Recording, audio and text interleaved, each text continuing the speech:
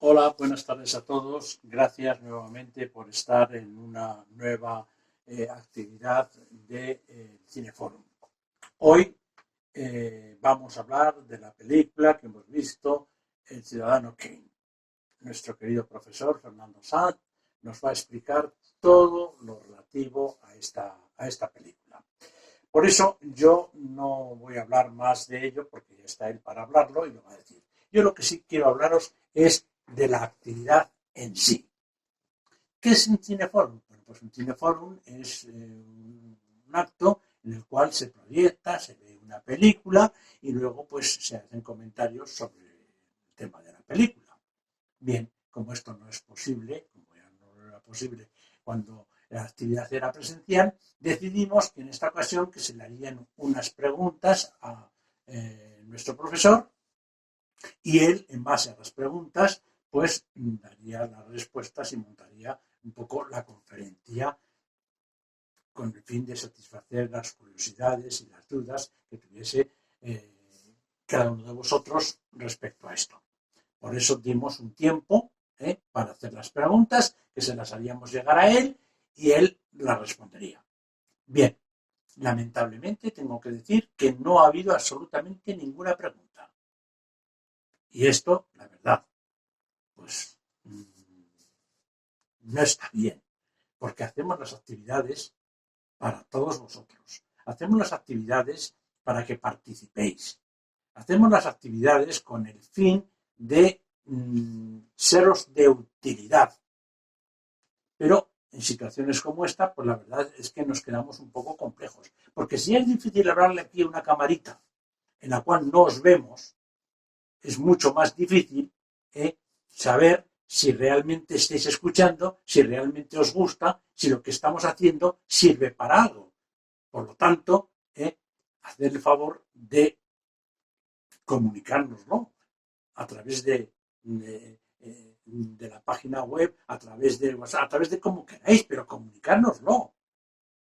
Esta actividad, uno de los problemas que nos encontramos también es encontrar películas que sean gratis y que puedan llegar a vosotros totalmente gratis. Por eso os agradeceríamos que si alguien de vosotros sabe de alguna película que es interesante, que bueno, que se puede obtener a través de cualquier sitio, en Facebook o en donde quiera que esté y que no cueste dinero, que nos lo diga. Y nosotros con mucho gusto pues trataremos de hacerlo. Hasta ahora, las películas que os hemos puesto, Ciudadano Kane o en tiempos modernos, lo hemos hecho en combinación de las dos responsables de esta actividad, que son Asun y Nuria, en colaboración con el profesor. Pero esto no es así. Lo que queremos es que participéis. Y no es tan difícil, porque imagino que una película, en definitiva, lo que se trata es de encontrar películas pues con valores, películas que digan algo. Nos gustaría que nos dijeseis alguna película para ver, aquellas que tratan sobre algún tema en particular, o sencillamente películas que sirven, o sea, que son de reflexión personal. Bueno, pues oye, ayudarnos, decirnos, oye, a mí me gustaría ver esta película. Pues me parece muy bien. Pues vale. Y luego las preguntas, había visto la película y no he entendido esto, o me gustaría que me explicase usted esto otro. Y la labor del profesor será mucho mejor. Además, yo no sé si sois conscientes de la grandísima suerte que tenemos. Fernando Sanz no es un profesor cualquiera de cine. Es posiblemente el mejor profesor de Aragón de cine y por extensión de España. Y digo posiblemente. Y no estoy diciendo ni ninguna exageración ni ninguna tontería. Es así. Y nosotros podemos aprovecharlo eso y sacarle mucho más partido. Por lo tanto, os agradeceré que en la próxima película participéis más, porque lo necesitamos. Y así será una forma de mejorarnos y de hacer las cosas mejor. Bien, ya acabo y os dejo con el profesor Fernando Sanz, que nos va a hablar de la película, de la extraordinaria película Ciudadano Kane. Un abrazo muy fuerte para todos y, como siempre, cuidaros mucho. Muy buenas tardes a todos y sed bienvenidos a esta nueva edición del Cineforum de AMUEF, en la que, bueno, pues en esta ocasión vamos a tener el lujo de hablar porque la verdad es que hablar de Ciudadano Kane siempre es un lujo y para mí especialmente, bueno, pues como digo, vamos a tener el lujo de hablar bueno, pues de una de las películas posiblemente más representativas de la historia del cine, una película que, bueno, pues como ahora iremos viendo, pues la verdad es que encierra toda una serie de novedades muy importantes para la historia del cine en general. Poco a poco las iremos viendo a lo largo de esta sesión. Una película además pues muy conocida, que estoy seguro de que la mayoría de vosotros, por no decir la práctica totalidad, habíais visto en algún momento. Tal vez alguno la tuviera un poco más olvidada en la memoria y bueno, pues creo que el recordar estos grandes hitos de la historia del cine, bueno, pues creo que también forma parte del espíritu del Cineforum, en el que, bueno, pues este año, dadas las especiales circunstancias, ya veis que es mi propósito el ir recorriendo no películas de rabiosa actualidad, como estuvimos haciendo en las sesiones del año pasado, las que pudimos llevar a cabo, sino ir, bueno, pues aprovechando la circunstancia para ir hablando, ir conociendo un poquito más, ir profundizando en, bueno, pues lo que sabemos acerca de estos grandes clásicos de la historia del cine. De manera que, sin más dilación, por mi parte, voy a abrir la presentación y vamos a comenzar con el comentario acerca de Ciudadano Kane.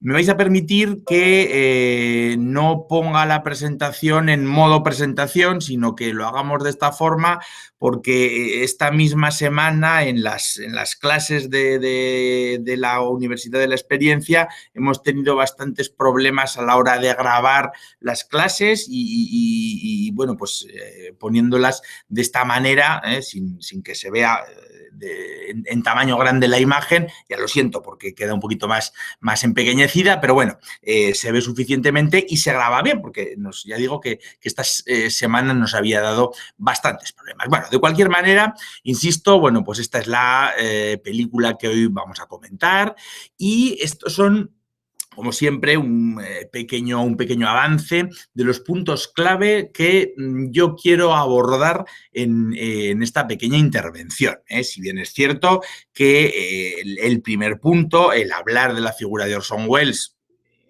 suficientemente conocida por todos vosotros, pues me va a ocupar muy poquito espacio, puesto que lo voy a resumir al máximo, y además no se trata de dar aquí una clase de Orson Welles, sino de hacer un comentario de Ciudadano Kane. Otra vez, pues podremos hacer comentarios de otras películas y de otras etapas del autor. Sobre todo me centraré en el segundo punto, ¿qué es lo verdaderamente importante de Ciudadano Kane? Las novedades narrativas y técnicas que aporta. Y, insisto, independientemente de gustos, de que nos parezca mejor, peor o que nos guste más o menos, es una realidad, esas aportaciones, esas novedades narrativas y técnicas que Ciudadano Kane aporta por primera vez, y de ahí su importancia. Y todo esto me llevará como conclusión, y que veremos, pues ya digo, a modo de epílogo, a el tercer punto, y es esta afirmación que ya os adelanto de que con Ciudadano Kane nace el cine moderno. Intentaré, bueno, de alguna manera, pues justificar estas tres cuestiones, estos tres puntos clave que acabo de proponeros. Vamos a empezar por el principio, para no ir extendiéndonos. Orson Welles, bueno, pues no hace falta que lo digamos, nace allá por el año 1915, nace en la América profunda, en el estado de Wisconsin, y la verdad es que Orson Welles desde muy joven va a empezar a tomar contacto con el mundo no digo con el mundo del cine, que eso llegará después, pero sí que con el mundo de la comunicación, con el mundo del espectáculo. De hecho, la primera dedicación en el ámbito artístico que Orson Welles va a tener en su carrera va a ser, como muy bien sabéis, el ámbito del teatro.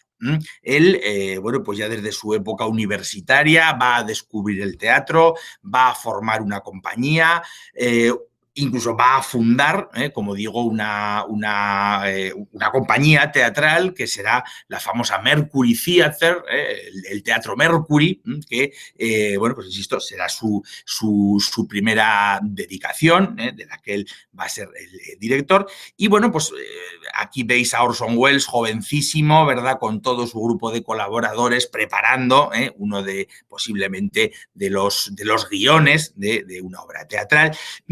Este cartel es también muy significativo porque veis que en este cartel, que en realidad es un programa de mano, ¿no?, del Teatro Mercury, incluye la representación de Julio César, de la obra Julio César, evidentemente adaptando el clásico de Shakespeare.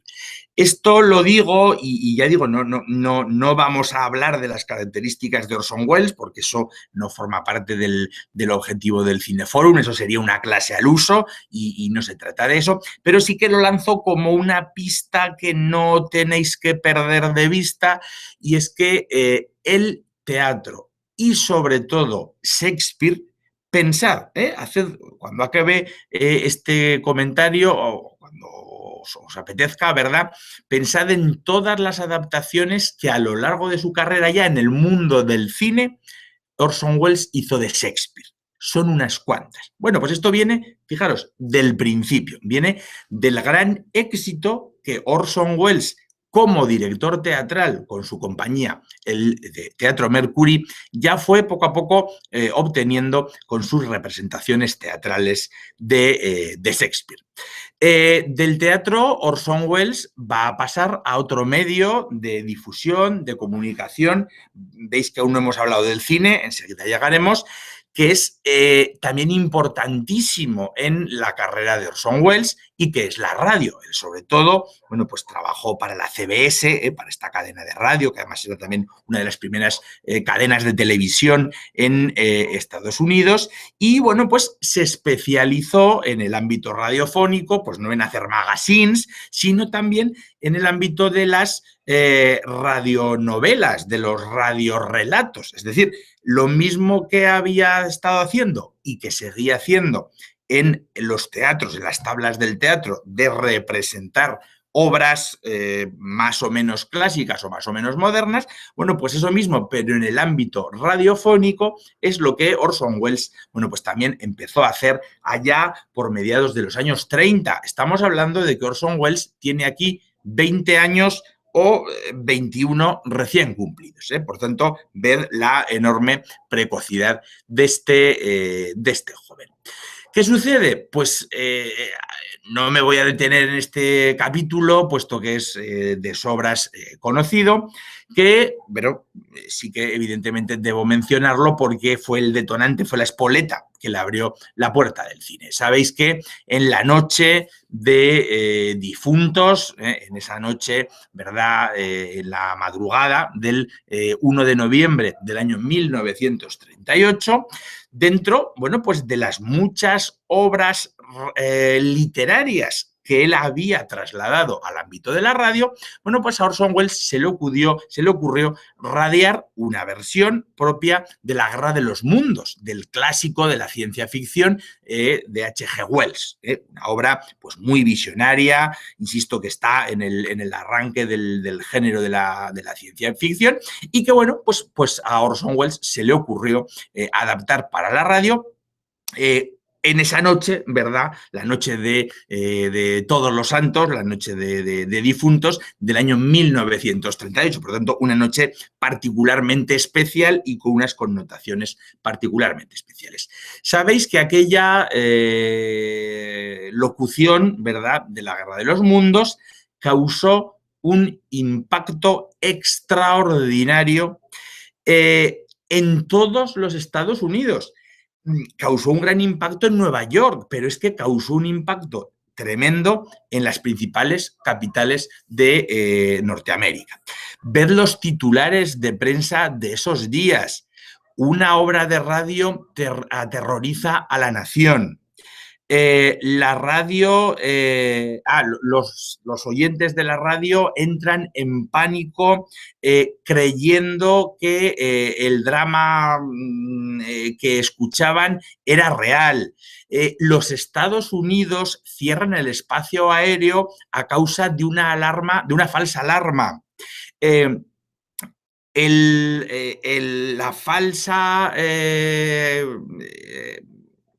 La falsa crónica de la Guerra de los Mundos siembra el horror a través de los Estados Unidos. Fijaros qué titulares de prensa. ¿Qué sucedió? Pues sucedió que cuando la gente aquella tarde-noche en Estados Unidos llegó a sus casas, encendió los aparatos de radio y empezó a escuchar en la voz de Orson Welles y de sus colaboradores que una serie de extraterrestres con sus platillos voladores estaban aterrizando en las principales capitales estadounidenses, sobre todo en Nueva York, la gente no pensó que eso era una ficción, no pensó que le estaban contando una historia basada en la Guerra de los Mundos de H.G. Wells, sino que se creyeron que era una última noticia de actualidad, es decir, que estaba pasando realmente. Y fijaros, titulares como que una obra de radio aterroriza a la nación. No es que fueran 4 personas las que se asustaran por esta circunstancia y se creyeran que verdaderamente estaba habiendo un ataque marciano a los Estados Unidos, sino que es que incluso, fijaros, se cierra el espacio aéreo. Que esto va mucho más allá que 4 personas se asusten y la gente salía de sus casas despavoridas, bueno, porque se creían esta circunstancia, ¿no? Fíjese, por tanto, el impacto tan tremendo, tan extraordinario que tuvo este acontecimiento. Os recomiendo que hagáis alguna búsqueda en Internet, en YouTube, y sin ninguna dificultad localizaréis documentales, en fin, relatos, programas de televisión que hablan y que incluyen imágenes documentales de estos hechos y veréis que la envergadura que tuvo fue verdaderamente tremenda. Bueno, pues esto fue, insisto, un acontecimiento aislado que se aclaró, que todo, bueno, pues todo el mundo, pues en fin, volvió al orden, pero la cosa no quedó allí. No fue solamente una anécdota que se pasó y se olvidó, sino que fue una anécdota que dio a conocer a bueno, pues la sociedad norteamericana en general a la figura de Orson Welles, el hombre de la radio que había conseguido, contando una historia, aterrorizar a todo un país. Evidentemente, esta circunstancia no pasó de largo, no, bueno, pues la dejaron correr las principales productoras de cine de los Estados Unidos, de Hollywood, en aquel momento. Hasta tal punto que ese acontecimiento de radiar la Guerra de los Mundos fue el que determinó radicalmente el salto de Orson Welles al ámbito cinematográfico. Si alguien en la radio había podido conseguir ese impacto, ¿qué no podría conseguir en el ámbito del cine? Quien tomó la iniciativa en esta ocasión fue la RKO. La RKO, una productora de cine que también se dedicaba al mundo de la radio, de ahí que, bueno, pues tuviera particular interés, que era además uno de los principales estudios de Hollywood en aquellos años 30, pensemos que estamos a finales, acabando el año 1938, una de las majors de Hollywood, que por aquellos años, bueno, pues sobre todo se especializaba en hacer películas de cine negro, de gángsters, de este tipo de cine era la principal especialidad, y es la que hizo o la que consiguió que Orson Welles pasara al ámbito del cine. De hecho, la RKO le ofreció a Orson Welles algo que ningún otro estudio de Hollywood, ni antes, y casi voy a atreverme a decir que ni después, había ofrecido a ningún cineasta, y menos a un debutante, que no había hecho ninguna película hasta ese momento, no lo olvidemos. Y lo que le ofreció fue prácticamente una carta blanca para hacer lo que quisiera. La RKO le hizo un contrato por 6 películas, dándole total libertad, que esto, insisto, no es nada habitual en Hollywood. En Hollywood te hacen un contrato para que tú hagas tal película o tal otra. Es decir, tú eres un empleado de la productora y haces lo que ellos te dicen. Igual me da que seas director, que guionista, que actor, pero tu iniciativa, bueno, pues la verdad es que está muy limitada. Sin embargo, Orson Welles le dieron carta blanca para hacer 6 películas, las que quisiera, como quisiera, con los finales que quisiera y, bueno, pues puso a su disposición los presupuestos que necesitara. Es decir, que, bueno, más manga ancha, si me permitís la expresión, no se le podía dar a Orson Welles. Fijaros, ¿no? Hasta qué punto confiaron en él. Bueno, Orson Welles, por supuesto, acepta el contrato, baraja varios proyectos que no viene a cuento mencionar para no alargarnos, y el resultado final de todo esto fue la primera película, la ópera prima de Orson Welles, que no es otra que Ciudadano Kane, la película a la que nos vamos a dedicar, bueno, pues en el resto de la sesión. Fijaros, yo estoy seguro que muchos de vosotros, cuando hayáis hecho alguna búsqueda o consultado algún libro, alguna historia del cine, alguna referencia sobre Ciudadano Kane, antes de escuchar esta intervención mía, bueno, pues os habréis topado con declaraciones como estas que os pongo aquí en la pantalla, ¿no? Y es que, bueno, pues en 2002, por ejemplo, Ciudadano Kane fue elegida como la mejor película de la historia del cine por el Instituto de Cine Británico. O otras noticias habréis podido leer, como esta, que señala que la prestigiosa revista británica Sight and Sound votó a Ciudadano Kane como la mejor película de la historia del cine en 1962, pero mantuvo ese primer puesto, Ciudadano Kane mantuvo ese primer puesto como la mejor película de la historia del cine año tras año hasta 2012. Es decir, durante 50 años, cuando, bueno, pues ya empezó a ser desplazada por otras películas, por Vértigo de Hitchcock, luego también por El Padrino, de Coppola, en fin. Luego, poco a poco, esto de los rankings ha ido evolucionando. Pero fijaros, está aquí, por eso os lo he recalcado, durante medio siglo es una película que ha estado siendo votada sistemáticamente como la mejor película, la película más importante del arte cinematográfico. Pero fijaros, también fue número 1 para la prestigiosísima revista francesa Cahiers du Cinéma, para la revista Empire o para el American Film Institute. Por tanto, estamos ante una película que en los rankings más actuales ha ido perdiendo posiciones. Luego comentaré al final mi opinión de por qué, pero fijaros que estamos hablando de una película aclamada históricamente y durante un montón de años como la mejor película de la historia del cine. Algunos me diréis, bueno, pues a lo mejor no es para tanto, o sí, o por qué. Bueno, pues precisamente a intentar justificar.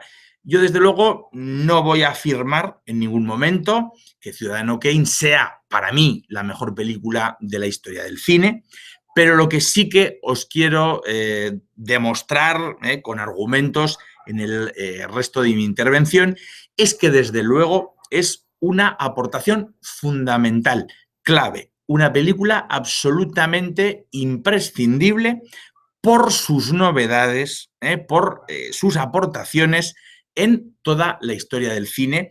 Bueno, pues como repito, vamos a tener ocasión de ver. Por tanto, insisto, la mejor, bueno, pues esto de los rankings, algunos que ya me conocéis un poco más, sabéis que yo soy un poco escéptico, ¿no? Porque ¿qué es mejor, Ciudadano Kane o Vértigo de Hitchcock o El Padrino? Bueno, pues todas son muy importantes, ¿no? Cada una tiene sus cosas. Insisto, no, es que verdaderamente soy incapaz, ¿no?, de decidir cuál de ellas u otras muchas es la mejor, ¿no? Pero desde luego, importante, muchísimo.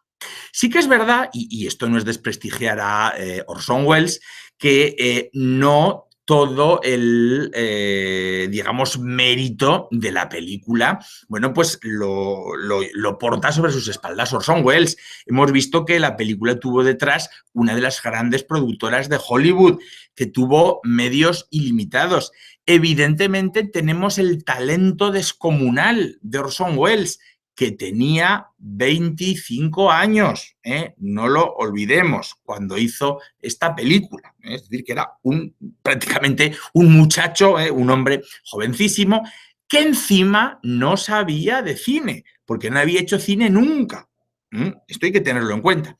Sí que es verdad, y esto por supuesto hay que decirlo a su favor, que había hecho mucha radio y que había hecho mucho teatro. Por tanto, sabía dos cosas muy importantes: comunicar, y anda, si no lo había demostrado con lo de la Guerra de los Mundos; contar, por tanto, sabía hacerlo muy bien, y sabía poner en escena. Porque, bueno, evidentemente la puesta en escena en el teatro no difiere tanto de la puesta en escena en cine, donde hay unos actores, unos decorados, unos escenarios. Evidentemente no tiene nada que ver el teatro y el cine, pero ese hecho de poner en escena una historia y contarla de una forma efectiva, bueno, pues esos conocimientos los tenía adquiridos de sobra Orson Welles a esta temprana edad de 25 años. Él, bueno, sabéis que Orson Welles tenía un carácter, sobre todo ya de más mayor, un poquito especial, un poquito fanfarrón, y él siempre decía, a saber si será verdad o no, que cuando la RKO le propuso hacer una película, él pensó, anda, pues si yo no sé hacer cine. Y él siempre decía que él aprendió a hacer cine viendo La diligencia de John Ford, el gran clásico de La diligencia de John Ford, que había rodado John Ford en el año 1939. Orson Welles decía que la había visto 40 veces seguidas. No sabemos si serían 40 o 39 o 26, esto es lo de menos, pero en fin, de cualquier manera no es mala escuela, no es mala enciclopedia La diligencia de John Ford, sea verdad o no sea verdad la anécdota, esto es lo de menos. De cualquier manera, no sería mala anécdota. Pero fijaros, aparte de esa productora, aparte del talento, de lo que pudiera o no aprender de John Ford, contaba con otros, el guión lo hizo él, pero no lo hizo él solo, sino que contaba con uno de los mejores guionistas de su época, que fue Herman Mankiewicz. Herman Mankiewicz, del que tal vez habréis podido ver en las salas de cine o en Netflix. Bueno, no estoy diciendo nada porque, bueno, aquí en el propio cartel veis que lo pone. En Netflix está esta película interpretada por Gary Oldman, que se llama Mank. Bueno, pues Mank era el apodo que tenía Herman Mankiewicz, y que es una película que, si os interesa el tema de Orson Welles, de Ciudadano Kane, del cine negro de aquella época, os recomiendo vivamente. Si queréis ver, como digo, Mank, donde, repito, el protagonista no es Orson Welles, sino que es su guionista Herman Mankiewicz. Pero es que el propio actor Joseph Cotten, que es uno de los protagonistas de la película, también intervino en la confección del guión de la película. Por tanto, el guión de la película fue obra a tres bandas, fue hecho a tres bandas por estos tres magníficos escritores. Pero es que además contó para esta película Orson Welles con el mejor director de fotografía que entonces trabajaba en Hollywood, que era Greg Toland, que era el director de fotografía que trabajaba con John Ford, que había trabajado en La diligencia. Por ejemplo, la fotografía de La diligencia la había hecho Greg Toland. Pero es que además Orson Welles contó como montador, luego veremos lo importante que es el montaje en esta película, con Robert Wise. A Robert Wise seguramente lo conoceréis por su faceta más tardía, por eso he puesto una foto más reciente, como director, como realizador. Fue el autor de West Side Story, por ejemplo, para que lo ubiquéis. 20 años más tarde. Pero él comenzó trabajando en Hollywood como montador, y era un gran montador que montó precisamente Ciudadano Kane. Y aquí tenéis un personaje que posiblemente sea más desconocido, Van Ness Polglas, que era por aquellos años uno de los directores de arte, de los directores artísticos más importantes también del Hollywood del periodo clásico, que fue el autor de los decorados, de las maquetas, de los vestuarios, de todo lo relativo a la dirección artística de la película Ciudadano Kane. Por tanto, fijaros, con esto no es que quiera quitarle mérito a Orson Welles, ni muchísimo menos, sino señalar que al gran mérito de Orson Welles hay que unirle también el gran talento de todo este equipo técnico que verdaderamente, bueno, pues en fin, para sí lo hubieran querido los cineastas más consagrados del Hollywood de su momento. Por tanto, esta era una idea que también quería señalar. Como también quería hacer especial hincapié en esta circunstancia, Orson Welles, sí, voy a decir Ciudadano Kane, igualdad. Ciudadano Kane es una película que Orson Welles rodó en 1941, entre 1940 y se estrenó en 1941, ¿no? Coincidiendo prácticamente con la entrada de Estados Unidos en la Segunda Guerra Mundial, tras el ataque de Pearl Harbor por parte del ejército japonés en el verano de ese año 1941. Por tanto, ya sabéis que esta cuestión del contexto siempre me interesa muchísimo. Tenemos que entender a Ciudadano Kane como un producto de ese Hollywood que está a punto, todavía no ha entrado, es un poquito anterior, Ciudadano Kane, pero de ese Hollywood que está a punto de entrar junto con su país en la Segunda Guerra Mundial. Y veis que os he puesto la fecha de 1941 en un tamaño particularmente grande. No es para que, por si acaso no la veíais o no es por nada parecido, sino porque quiero hacer en este sentido un comentario.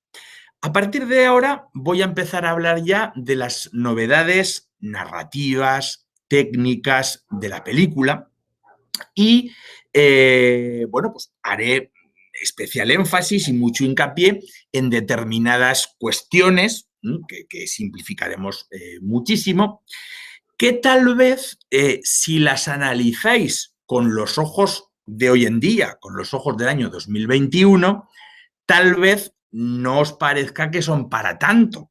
Es decir, tal vez cuando yo os hable pues, de las angulaciones, del uso del montaje, en fin, de una serie de cosas que voy a comentar ahora, ¿no? Diréis, hombre, pues esto lo tengo yo muy visto. Claro, lo tienes muy visto en 2021. Pero como siempre me gusta decir, os invito a que hagáis el esfuerzo, que sé que es un esfuerzo, de dar cuerda para atrás el reloj y ubicaros en 1941, hace exactamente 80 años.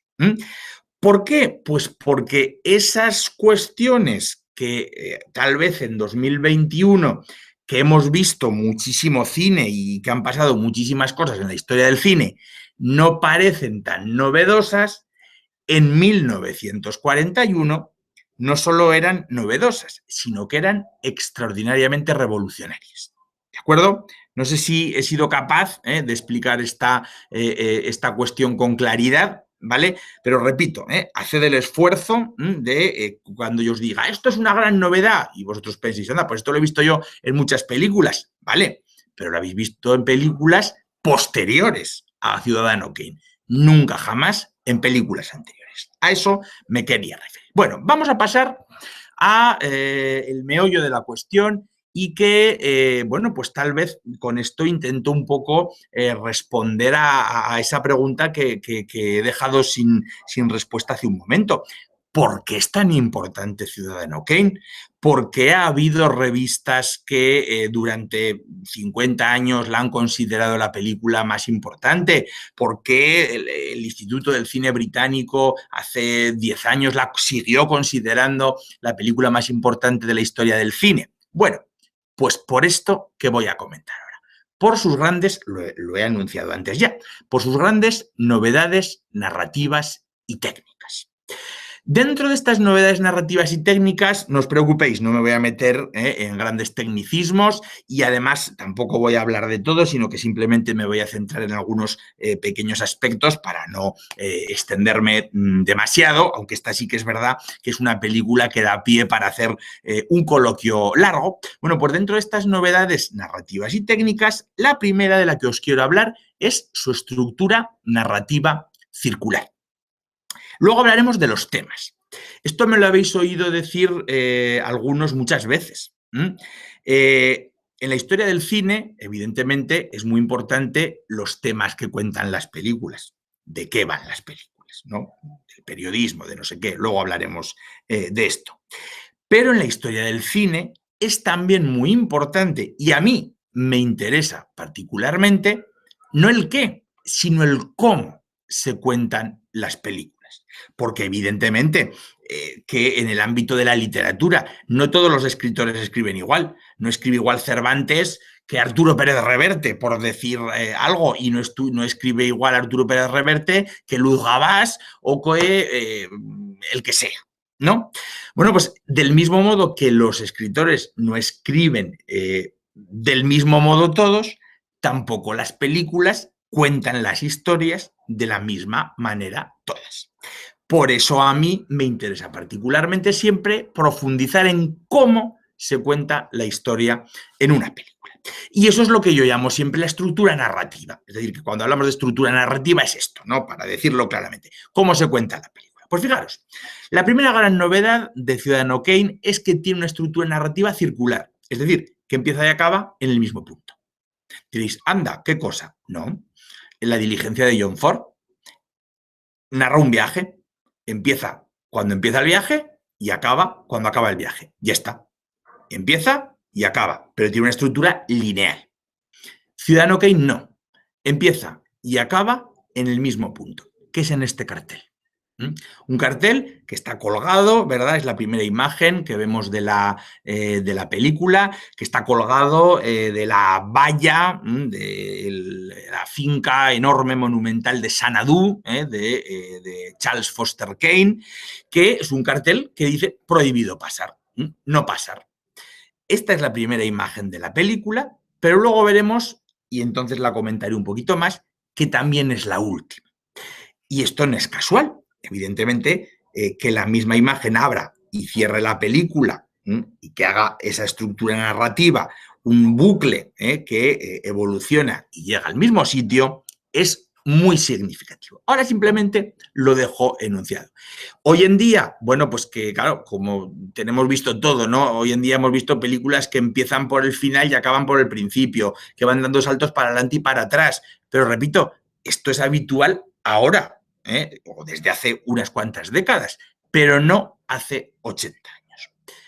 Otra cuestión de la que quiero hablar y que es muy importante como novedad narrativa en Ciudadano Kane, el principio de la película, el arranque. El arranque de la película, que es abrupto y además demorado. ¿Qué quiero decir con esto? Que a la película le cuesta mucho tiempo empezar.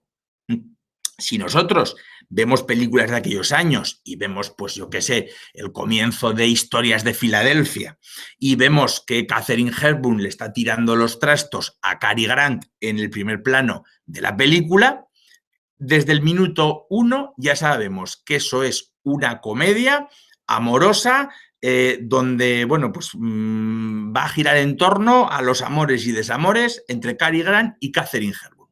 Desde el minuto 1 tenemos claro de qué va a ir la película.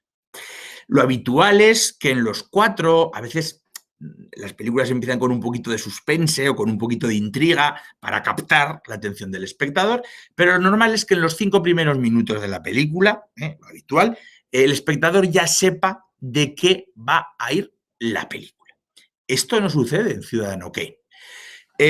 Permitidme, aunque sé que la habéis visto y algunos pues igual la tenéis muy, muy reciente, que os vaya haciendo una pequeña crónica de las diferentes escenas de ese principio de la película. Bueno, la película empieza con el cartel del no pasar, muy bien, y luego vemos una imagen como esta. ¿no? Vemos ahí una especie, ¿verdad?, de gran montaña con un castillo arriba, además todo con una música tenebrosa, en un ambiente nocturno, aquí unas rejas y unos monos que no sabemos muy bien qué pintan aquí. Y claro, aquel que no haya visto nunca ni sepa de qué va Ciudadano Kane, pues igual ve esta imagen y dice, pues esto es una película de terror.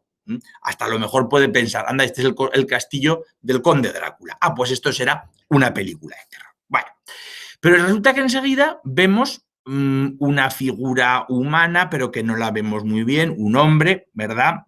Diremos, bueno, pues como es el primero que vemos, es el protagonista de la película. Bueno, pues en esto hemos acertado. Pero claro, no le vemos más que la mano, que lleva una bolita de estas de cristal con la casita dentro, que la giras y cae la nieve. Vemos un primer plano de unos labios masculinos, porque tiene bigote, por lo menos sabemos que es hombre, que dice una palabra casi ininteligible, que es Rosebud, bueno, y resulta que va y se muere, porque vemos que se cae al suelo, que la bolita se echa a rodar, y luego vemos otro primer plano con la bolita y la casa aquí tumbada, veis, esta es la casa de la bolita tumbada, en cuyo cristal se refleja la imagen de la enfermera que entra, se supone, porque ha escuchado que se desplomaba el cuerpo y bueno, ya ha muerto. De manera que decimos, anda, pues si acaba de empezar la película y este señor que pensábamos que era el protagonista ya se ha muerto. ¿De qué va a ir ahora la película? Porque claro, lo normal sería que primero conociéramos al personaje y si se tiene que morir, pues ya se morirá, pero después de que lo hayamos conocido. Pero resulta que no lo conocemos, no sabemos quién es y encima se muere al principio de la película. Cosa, repito, que luego lo hemos visto muchas veces en el cine. Hasta hemos visto películas que las contaban gente que estaba muerta y nos la creíamos perfectamente. Pero en 1941 esto era verdaderamente novedoso. Que el protagonista se muera al principio de la película y dices, bueno, pues ¿de qué va a ir la película después? Creo que es bastante lógico, repito, haciendo ese esfuerzo de ubicarse en 1941. Bueno, nos queda ahí lo de Rosebud. Bueno, sigue, ¿verdad?, avanzando la película y de repente, rarísimo también, aparece un noticiario. Una especie, ¿verdad?, como de telediario, de noticiario que se llama News on the March, ¿no? Noticias al día, ¿verdad?, a la marcha, que cuenta toda la vida de Charles Foster Kane, del ciudadano Kane, y resulta que va y se acaba y pone The End. Decimos, anda, ¿qué pinta aquí un documental sobre la vida del ciudadano Kane en una película que se supone que va sobre el ciudadano Kane? Pues ya nos lo has contado todo en el documental. ¿Qué nos vas a contar en el resto de la película? Nos llama la atención, nos choca. Y resulta que luego encima, pues vemos aquí, bueno, vemos que no vemos, porque aquí está muy bien utilizada la luz, un grupo de periodistas que nos damos cuenta de que han estado viendo este noticiario, este documental, y pensamos, es que estos periodistas han hecho el documental sobre Ciudadano Kane. Vale, perfecto, ¿no? Y si recordáis un poco, estos periodistas que no se les ve porque la luz de los proyectores de cine entra por estos ventanucos y hace un contraluz espantoso que, vamos, no... En fin, John Ford, por ejemplo, con esta imagen se habría muerto del susto, ¿no? Esto de que no se vean a los personajes que aparecen en la pantalla, ¿no? Lo que sí que nos damos cuenta es que no les gusta. Que a los periodistas no les gusta mucho el documental, ¿no? Y hay uno que se le ocurre decir, ¿cuál fue la última palabra que dijo en su lecho de muerte? Y volvemos a lo que hemos visto antes, Rosebud. Y entonces le dicen a Thompson, a uno de los periodistas, oye, si esa palabra fue la última que dijo en su lecho de muerte, será porque es una palabra fundamental, una palabra que, bueno, pues que marca y que encierra la clave de toda la vida de este gran magnate que fue Charles Foster Kane. Y entonces le encomiendan que descubra qué significa esa palabra, qué significa Rosebud. Aquí termina el principio de la película. Pero fijaros si han pasado cosas y han pasado, si no recuerdo mal, 17 minutos de la película. ¿Entendéis ahora un poquito mejor lo que os decía de ese principio demorado? La película le cuesta arrancar, nos hace un poco, juega un poco a despistarnos, a que no sepamos muy bien de qué va a ir la película y no sabemos de qué va a ir la película, aunque más o menos, tampoco del todo, hasta este momento en que le encargan a Thompson adivinar qué es eso de Roswell. Como supongo que todos habéis visto la película, luego os contaré lo de Roswell, que ya veréis que encima es una cosa anecdótica, ¿no? Que no tiene ninguna importancia. Si alguno no habéis visto la película, pues sí que os recomendaría que la acabéis y luego sigáis con mi comentario, porque si no os desvelo el final. Pero bueno, tampoco tiene mayor importancia. Seguimos con la estructura narrativa. Otra gran novedad. Pensad que hemos hablado como novedades de la estructura circular, de ese arranque demorado. En tercer lugar, y esto es lo más importante, en que a partir de este momento la película utiliza una estructura narrativa que se había utilizado alguna remota vez anteriormente, pero nunca se le había sacado el partido que le sacó aquí Orson Welles, y que es la llamada estructura narrativa de la encuesta o la estructura narrativa de la entrevista. ¿Qué significa esto? Bueno, pues significa ir contando la película a través de los testimonios de diversos personajes. ¿Cómo hace esto Orson Welles? Bueno, pues recurriendo al montaje, a la técnica del montaje cinematográfico y combinando dos niveles narrativos. Un nivel narrativo, el presente, que es cuando el periodista Thompson va a ir hablando con cada uno, bueno, menos con el primero, que lee el testamento porque ha fallecido ya, ¿no? Digo, el primer nivel narrativo sería el presente narrativo, cuando el periodista Thompson va a ir entrevistando a cada uno de los personajes que convivieron con el ciudadano Kane, y un segundo nivel narrativo en pasado que se estructura usando este recurso de los flashbacks, de los saltos atrás en el tiempo, de los saltos al pasado, que son, digamos, los propios testimonios de, bueno, pues de los entrevistados por Thompson, pero que, bueno, pues son a través de esos testimonios de esos 5 personajes, cómo vamos a ir poquito a poco descubriendo, bueno, pues la figura y la vida de el ciudadano. El primero de ellos es el señor Thatcher. Son 5, creo que lo había mencionado. Son 5 estas encuestas o estas entrevistas o estos flashbacks. Fijaros, sé que hago mucha insistencia en esto, pero nunca se había contado una película así. Tal vez se había contado la película desde el punto de vista de un personaje o de otro personaje, pero no desde el punto de vista de 5 personajes, dando saltos constantemente al pasado y al presente, al pasado y al presente. Bueno, el primero de ellos es el señor Thatcher, que fue el preceptor, el que, bueno, pues cubrió, el que, en fin, se trajo a Charles Foster Kane de niño, el que, bueno, pues hizo cargo de su fortuna cuando se descubrió la mina de oro. Bueno, no voy a contar toda la historia. El segundo testimonio es el de Bernstein, este colaborador del ciudadano Kane. El tercero es su gran amigo, su gran confidente Leland, al que, bueno, pues da vida Joseph Cotten, que ya hemos mencionado. El cuarto, la cuarta, es su segunda exmujer, Susan Alexander.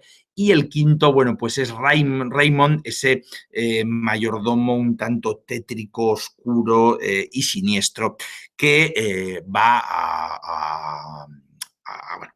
a ofrecer también su punto de vista. ¿Por qué se hace esto? Entonces, ¿por qué ofrecemos el punto de vista de 5 personas cuando con ofrecer el primero o con ofrecer uno sería suficiente? Pues fijaros, porque la estructura narrativa de la encuesta permite una cosa maravillosa desde el punto de vista narrativo y permite que cada uno de los 5 personajes cuenten una versión diferente, distinta y hasta contrapuesta, es decir, hasta contradictoria de los mismos acontecimientos. Porque si vais viendo algunos pequeños detalles, no voy a entrar en detalles, que si no perdemos mucho tiempo, ¿verdad? Pero a veces lo que dice el uno se contradice con lo que dice el otro. Y esto es muy interesante porque lo que hace no es clarificar el relato sobre la vida del ciudadano Kane, sino hacerlo cada vez más complejo y enrevesado, que es lo que Orson Welles quería. Fijaros, hay imágenes muy sintomáticas de esto en la película. La mujer, Susan Alexander, su segunda mujer, luego exmujer, veréis que mata el tiempo, ¿verdad?, sus ratos de ocio en aquella enorme mansión, haciendo puzzles enormes, haciendo rompecabezas. Estos puzzles no son una casualidad.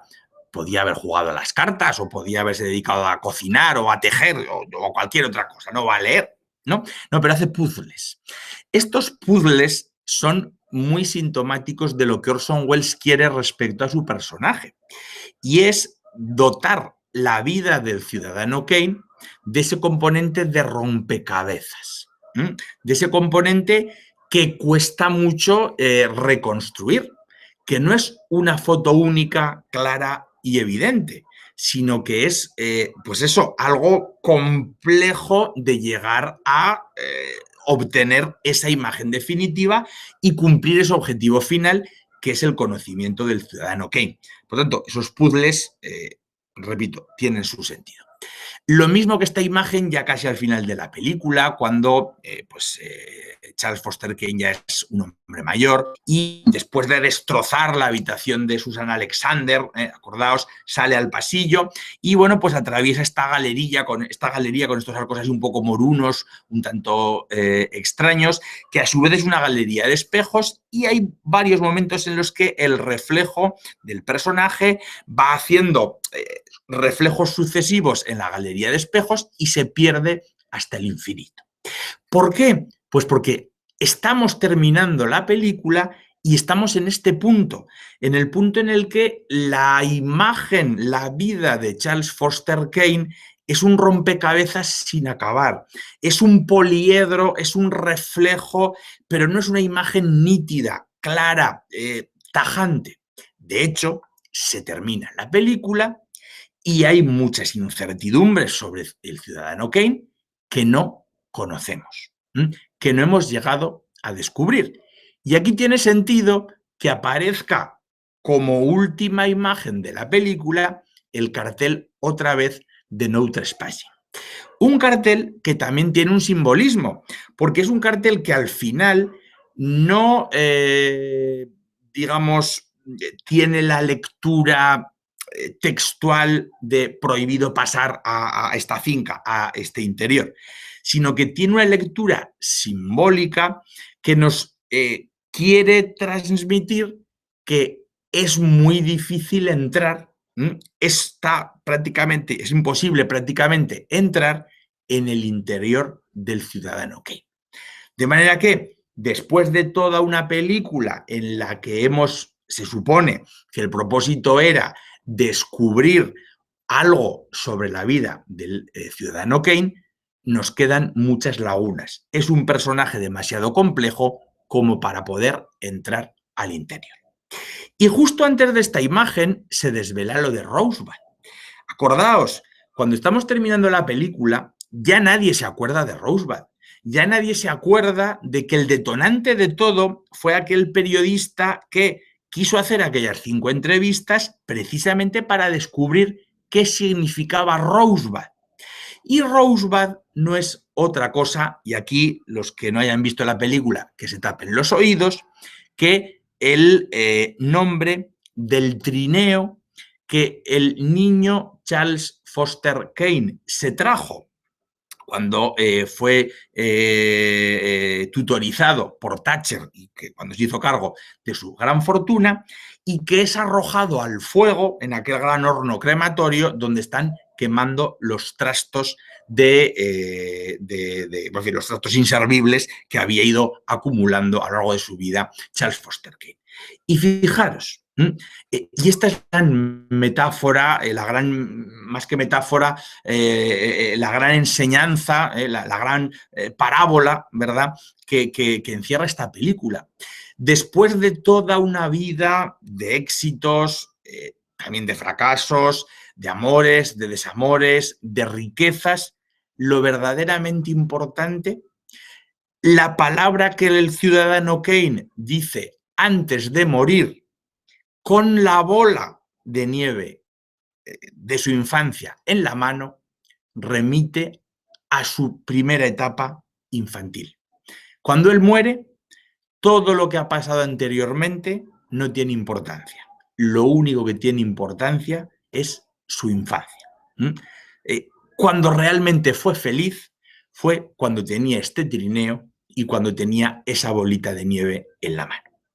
Fijaros, tan tonto es el tema de Rosebud, pero encierra, como decía, todo el sentido, todo el significado de esta película tan sumamente compleja desde el punto de vista narrativo. Alguna cuestión más desde el punto de vista técnico y vamos terminando.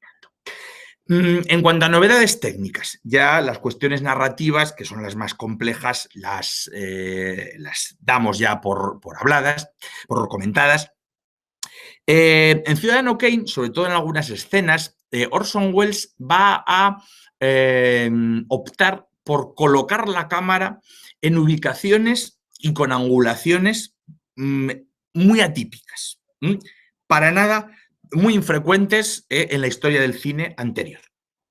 ¿Qué es lo que se denominan las angulaciones en contrapicado? ¿Qué es un contrapicado? Bueno, pues un contrapicado, dicho rapidísimamente, es colocar la cámara muy baja, colocar la cámara prácticamente a ras del suelo, de manera que la cámara enfoca de abajo hacia arriba. Eso es el contrapicado, ¿vale? Lo cual permite planos tan efectistas como este. Permite que un personaje ocupe toda la altura del plano, fíjense, fijaros, los pies en la parte de abajo del plano, la cabeza en la parte de arriba del plano. Y encima, al estar enfocado de abajo hacia arriba, tenga un realce particularmente monumental. Ya sabéis que si queréis, esto es una convención del cine, cuando se muestra en una película de terror, por ejemplo, a un monstruo que va a atacar a su víctima, siempre se utiliza el picado, es decir, lo contrario, la cámara siempre se coloca arriba y enfoca hacia abajo porque el personaje se achata, se empequeñece y parece más vulnerable. Cuando queremos realzar algo, esto es cuestión básica de fotografía, a veces fotográfico, colocamos la cámara baja y enfocamos hacia arriba. Bueno, pues eso es lo que se llama una angulación, el ángulo de la cámara en contrapicado, que Orson Welles utiliza en esta película, sobre todo en esta, después de la cena, ¿verdad?, aquí en el Inquirer, ¿no?, cuando está con Leland y tienen aquellos pequeños desencuentros, pues como veis, se utiliza muy habitualmente.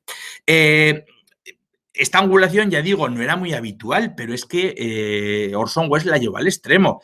Orson Welles llevó al extremo de esto.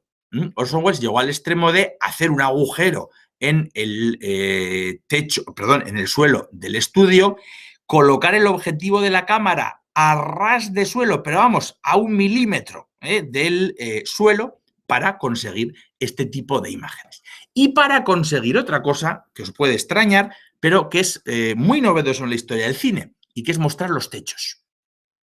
Vosotros pensad y haced la prueba, ved cuántos techos salen en el cine clásico anterior a Ciudadano Kane.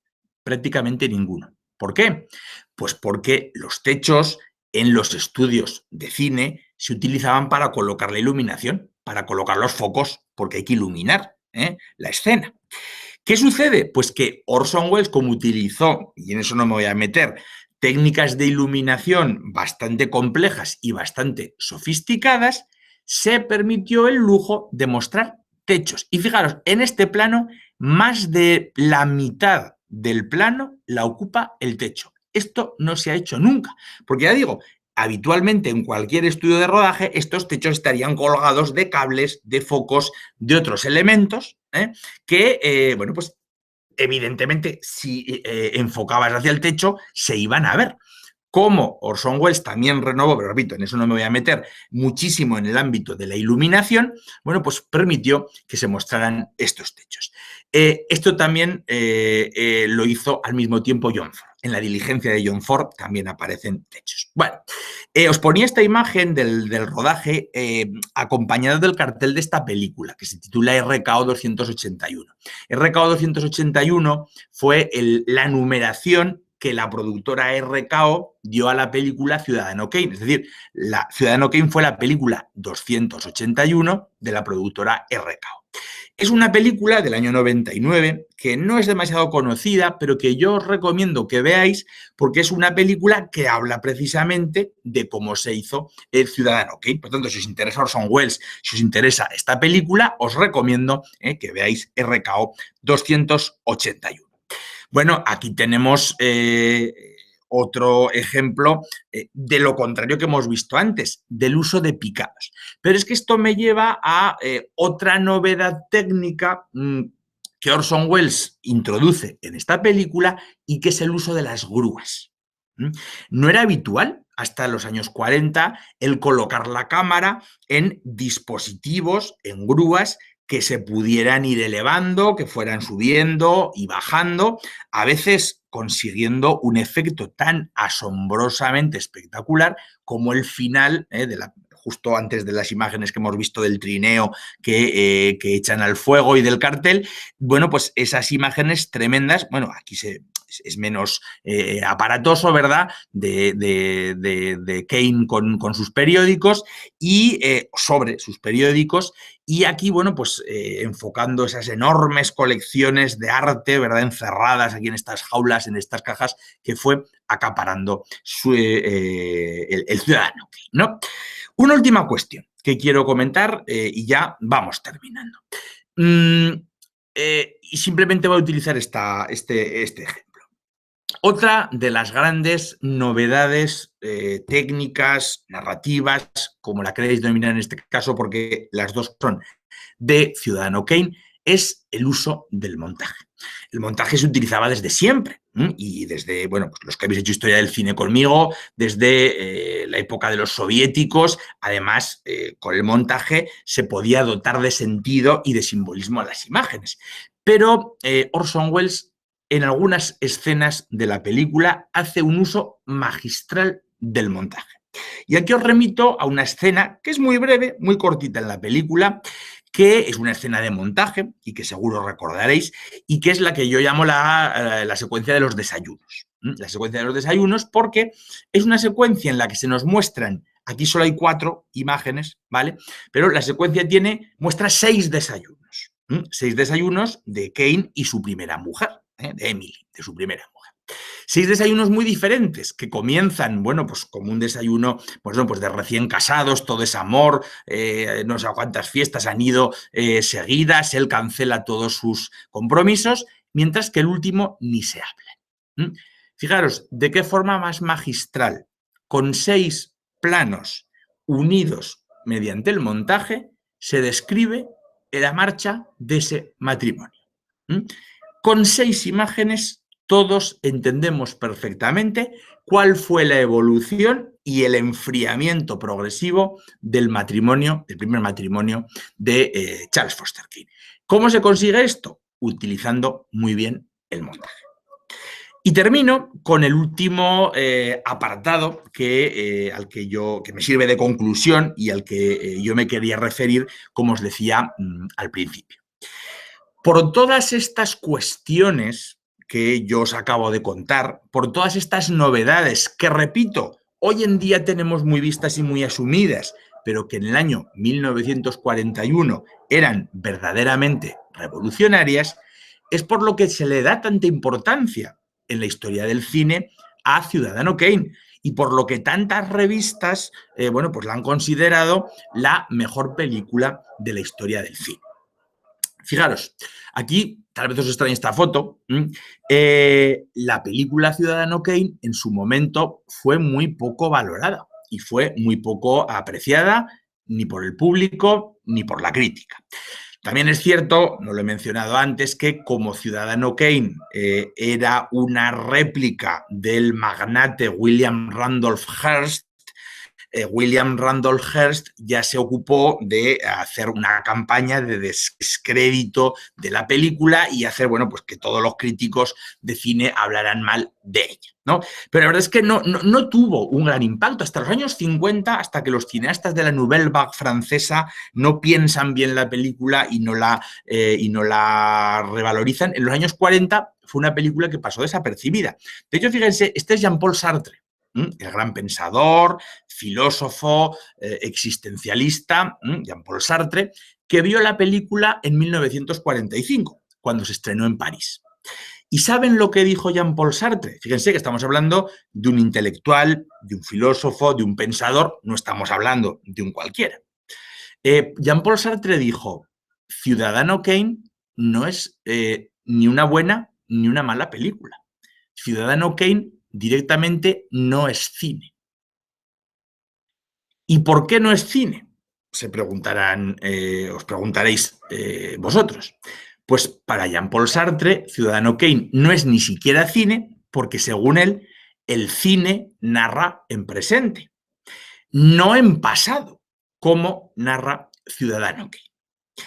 Fijaros, hoy en día, y esto creo que ratifica bastantes cosas de mi ya larga charla hasta este momento, ¿verdad?, que termina enseguida, ratifica bastantes cosas, como digo. Y es que a Jean-Paul Sartre no le faltaba un poquito de razón. Hoy en día, Jean-Paul Sartre no habría dicho esto, porque hoy en día sabemos que el cine narra en presente, en pasado, en futuro, o mezclando presente y pasado, futuro y lo que haga falta. ¿De acuerdo? Pero en 1945 no era lo habitual. Lo habitual era narrar en presente, tal vez con algún salto al pasado, pero no narrar en pasado, porque ya lo hemos visto, la vida de Charles Foster Kane se narra en pasado. El propio Jean-Paul Sartre, fijaros, no se dio cuenta de que eso que él consideraba fallos no era otra cosa que el no acabar de entender perfectamente las enormes aportaciones narrativas y técnicas que la película incluía. Ya digo, hoy en día Jean-Paul Sartre no habría dicho esto. Es que es verdad que además estos filósofos existencialistas eran un poco pesimistas. Es por todo esto, por todas estas circunstancias que hemos dicho, por lo cual podemos considerar que Ciudadano Kane marca el nacimiento del cine moderno. Es la primera película que podemos considerar verdaderamente moderna, como veis aquí, como alternativa al cine clásico. Fijaros, como alternativa que convivirá, que no va a superponerse, sino que habrá cineastas que seguirán trabajando según los cánones del cine clásico. John Ford se murió trabajando siempre según los cánones del cine clásico. Pero surge una alternativa nueva a la historia del cine. Surge una nueva forma de contar películas con Ciudadano Kane. Esa nueva forma de contar películas es lo que denominamos el cine moderno. Que repito, unos cineastas tomarán un camino y otros cineastas tomarán el otro. Para terminar, dejamos lo más básico. ¿De qué nos habla, en definitiva, Ciudadano Kane, más allá de todas estas cuestiones y más allá, como os decía, de ser una película, ya digo, no la mejor, por supuesto, no la peor? Esto es algo que no me interesa, pero sí, desde luego, la primera película del cine moderno. Bueno, pues los temas fundamentales de Ciudadano Kane son estos tres. la reflexión en torno al periodismo y su deontología. Todos los alumnos, yo que he dado clase en la grada de periodismo, que cursan en nuestra universidad la carrera de periodismo, una de sus prácticas obligatorias es ver siempre Ciudadano Kane, porque es una película que habla de cómo se ejerce el periodismo y de cómo con el periodismo, bueno, pues se pueden decir la verdad o no, o se pueden decir unas cosas sí, otras no, o, bueno, pues se pueden conseguir muchas cosas. Y la deontología periodística, bueno, pues es algo que está ahí en cuestión. Evidentemente es también una película que encierra una gran reflexión en torno al poder y a la felicidad. Y una película, por último, que reflexiona en torno a la posesión de cosas materiales. Lo he dicho, si os dais cuenta, un hombre que lo tuvo todo en vida, un hombre que tuvo todo el poder del mundo, de parar una guerra, como dicen al principio, de provocar otra, ¿de acuerdo? No fue capaz de ser feliz más que durante su infancia y más que en ese último soplo de vida en el cual la recordó. Evidentemente, se dice muchas veces que el dinero, el poder, no da la felicidad, pero creo que Ciudadano Kane es una película que este año cumple 80 años y que nos habla precisamente de esta circunstancia. De modo que con esto, y como me gusta hacer siempre, con el fin de la película, con esa enorme montaña de Sanadú al fondo, pues me despido de todos vosotros. Os pido disculpas porque se haya prolongado tanto la charla, pero creo que en este caso, bueno, pues era una película que lo requería, que lo merecía y que tenía, bueno, pues un montón de ingredientes que, bueno, pues que teníamos que abordar de una manera u otra. Espero que, bueno, pues os haya entretenido, que os haya servido pues para tal vez ver con ojos un poco más poliédricos este clásico, que ya vemos, no es clásico, sino que es moderno, el primer clásico moderno de la historia del cine. Y con lo cual, pues bueno, me despido de todos vosotros hasta la próxima ocasión. Sabéis que para cualquier tipo de pregunta, de consulta, de sugerencia, bien antes del momento en el que se proyecten las charlas, sugerencias de películas que os interese que tratemos, cuestiones concretas sobre las películas que elijamos, me las podéis hacer llegar antes, después de ver la charla. Sabéis que estoy a vuestra disposición para todo aquello que podáis necesitar. Deseando pues que todos, en la medida de lo posible, pues en esta dura lucha que tenemos este año, estéis bien, que vuestras familias, que vuestros allegados, bueno, pues estén pasando esta situación de la mejor manera posible. Ese es mi deseo. Os mando un abrazo afectuoso para todos y os cito ya, bueno, pues os pasaré lista, que lo sepáis, para la próxima sesión del Cineforum, que anunciaremos, como siempre sabéis que tomamos unos días de reflexión para ver cuál es la siguiente película que elegimos, pero que en el momento oportuno se os hará llegar. Un saludo para todos y hasta la próxima.